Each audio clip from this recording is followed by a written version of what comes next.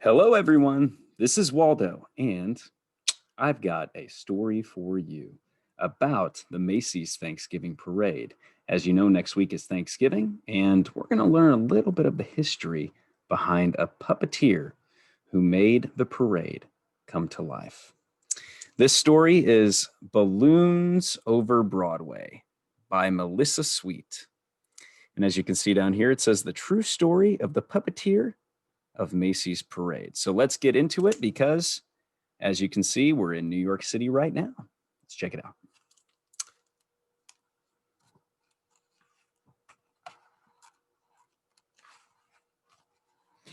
Every little movement has a meaning of its own.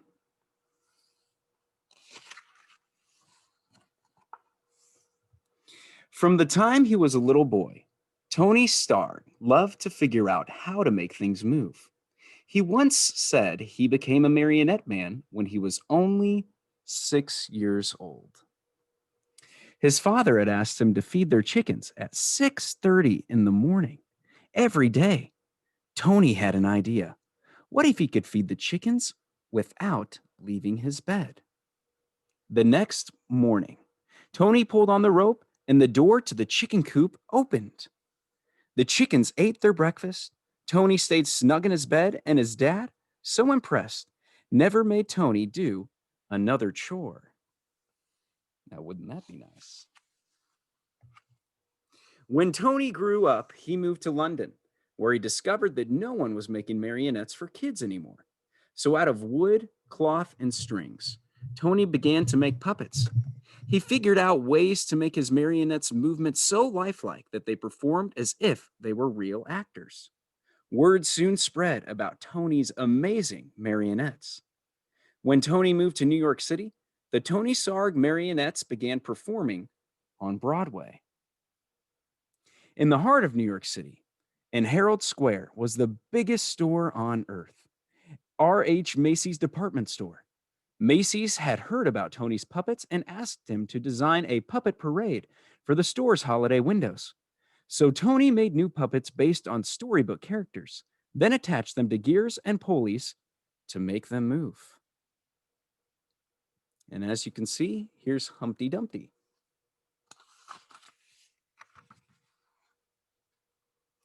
Macy's Wondertown.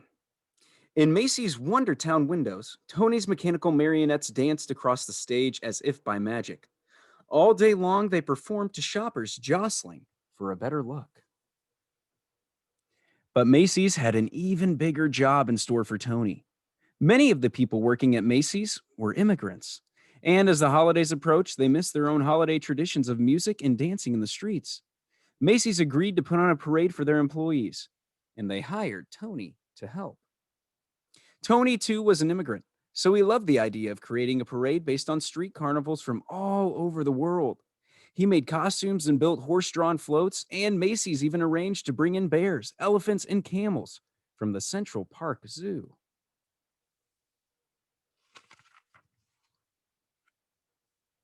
The animals joined hundreds of Macy's employees on Thanksgiving Day, 1924, winding their way from Harlem to Herald Square. It was a dazzling parade. In fact, Macy's first parade was such a success that they decided to have one every year on Thanksgiving Day to celebrate America's own holiday. Each year, the parade grew. But when Macy's brought in lions and tigers, in addition to the bears, elephants, and camels, the animals roared and growled and frightened the children. Tony, can you think of something spectacular? Okay. Macy's asked Tony to replace the animals. So, what do you think Tony came up with? Tony hoped to replace the animals with some kind of puppets, but his marionettes were less than 3 feet tall. He would have to make much larger puppets in order for them to be seen in the parade. And how could he make them strong enough to hold up in bad weather, yet light enough to move up and down the streets? Tony knew of a company in Ohio that made blimps out of rubber, the perfect material for any weather. When he called the company and showed them his sketches, they agreed to make what Tony wanted. Still, how would Tony make his big puppets move? Then Tony had an idea from an Indonesian rod puppet in his toy collection. On Thanksgiving Day, Tony's creatures, some as high as 16 feet, spilled into the streets, and the crowds cheered wildly. Part puppet, part balloon, the air filled rubber bags wobbled down the avenues, propped up by wooden sticks. But now the sidewalks were so packed with people that only those in the first few rows could really see the parade. Tony realized his puppets would have to be even bigger and higher off the ground. And though the sticks helped to steer the puppets, they were stiff and heavy. Tony wanted his balloons to articulate, to move and gesture, more like puppets. But how? Hmm. With the marionette, the controls are above and the puppets hang down. As you can see here, there's the control stick, and the puppet hangs down here by all these wires or strings. But what if the controls were below and the puppet could rise up?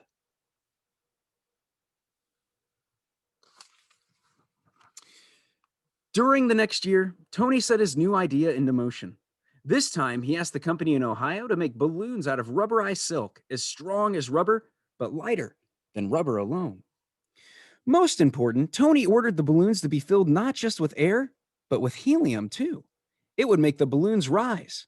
Once the puppets were completed, they were deflated and shipped back to Tony in New York, a whole 439 miles.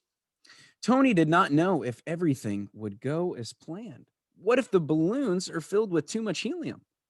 What if one hits a sharp object? Will they fit under the elevated train track?